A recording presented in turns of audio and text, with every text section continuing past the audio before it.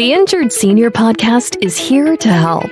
Like it or not, the senior and elderly population is vulnerable to negligence committed by medical professionals, nursing homes, assisted living facilities, pharmaceutical and medical device companies, insurance companies, and everyday individuals and businesses. Your host, Steve Heisler, creator of the National Injured Senior Law Center, has been advocating for seniors' rights for over 30 years and is bringing you answers to your questions. This is the Injured Senior Podcast. Good day to all in our injured senior and elderly community. This is Steve Heisler, founder and CEO of the National Injured Senior Law Center, and you are listening to the latest edition of the Injured Senior Podcast.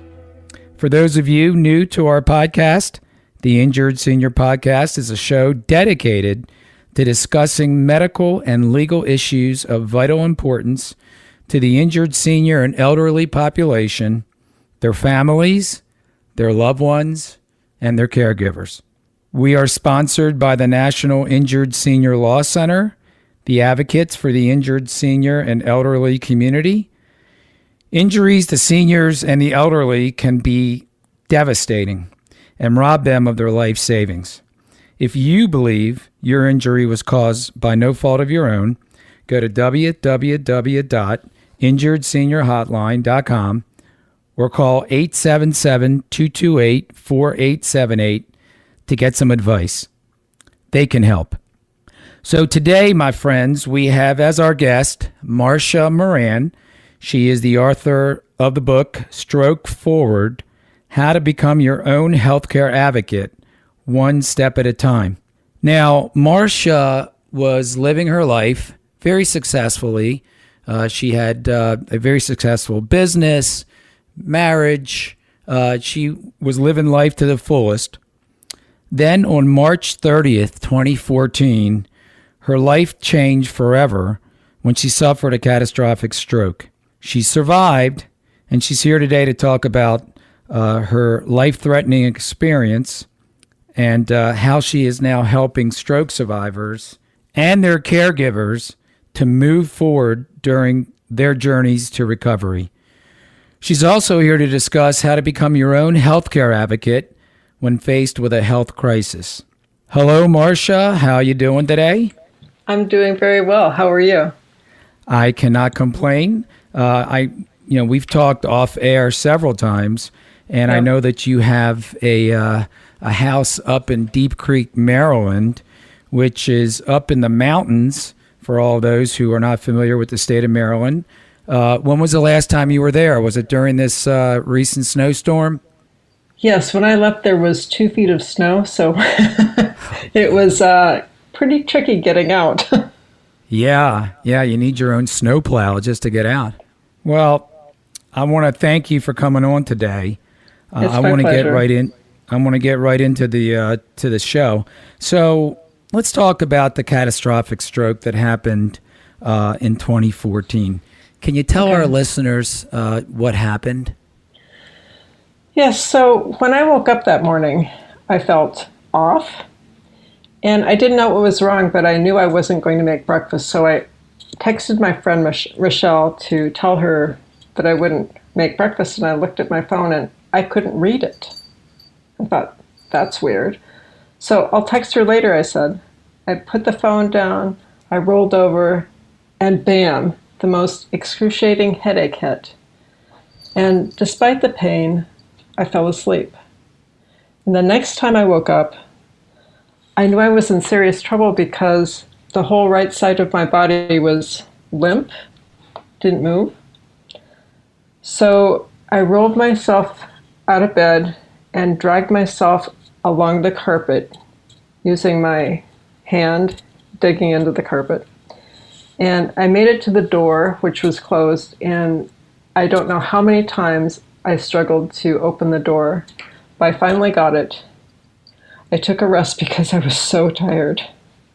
And I finally dragged myself down the hallway and ran out of gas. And is that when Jim, I think your husband Jim, is that when he kind of was alerted? Well, actually, I don't know what fell, but there was a crash. And he came upstairs to see what was going on, and he found me. And he said, Marcia, are you okay?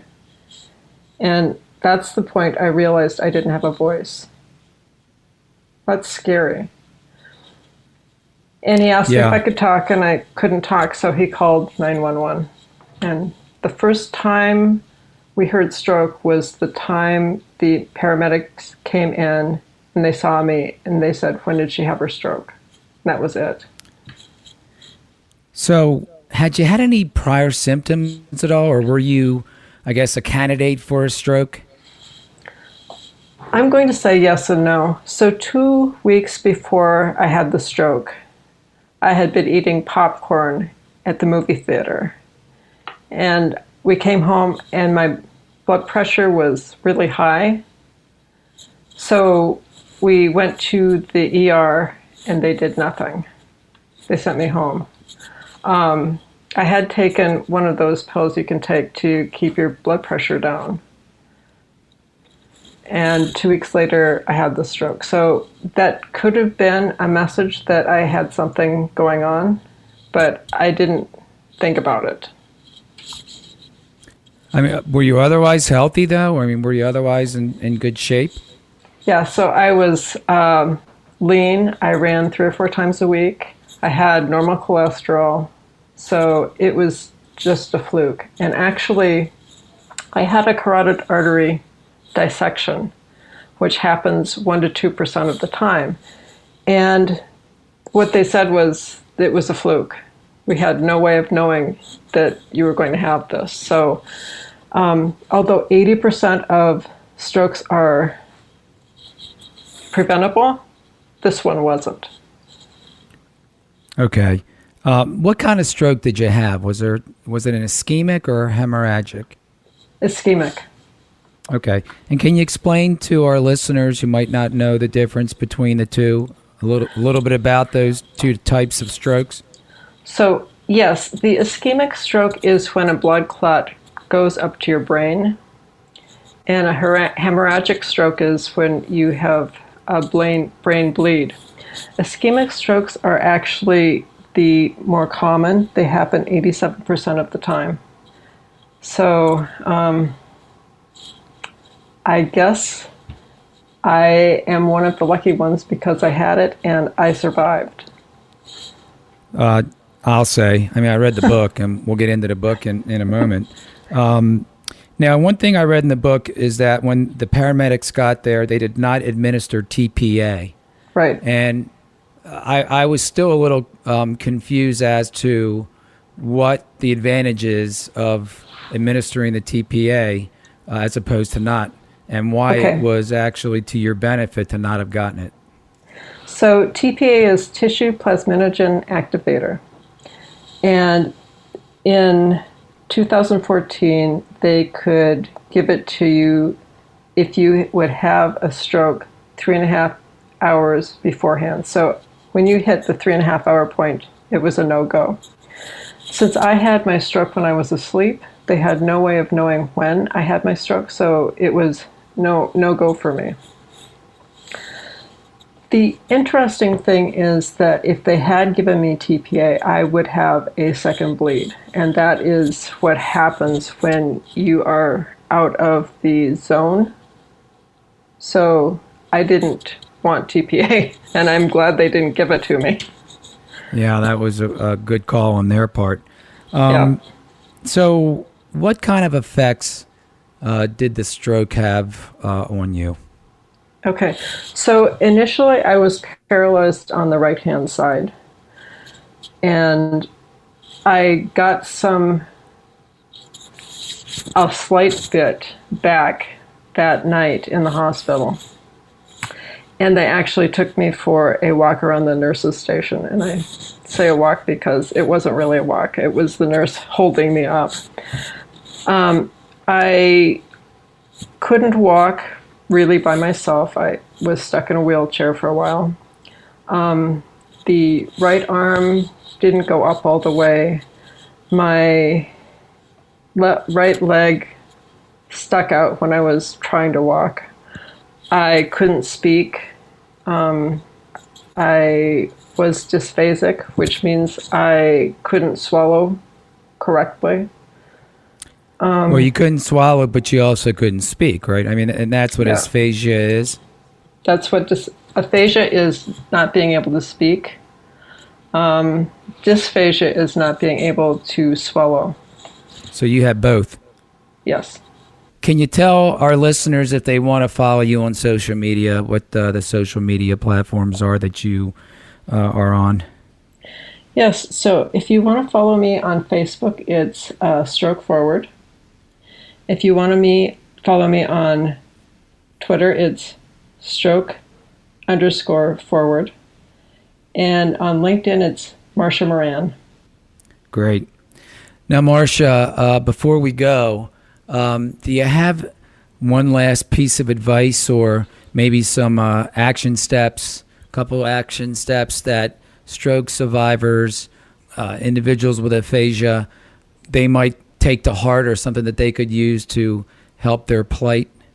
You know, it seems kind of silly to say this, but I'm going to say it anyway. Don't give up ever.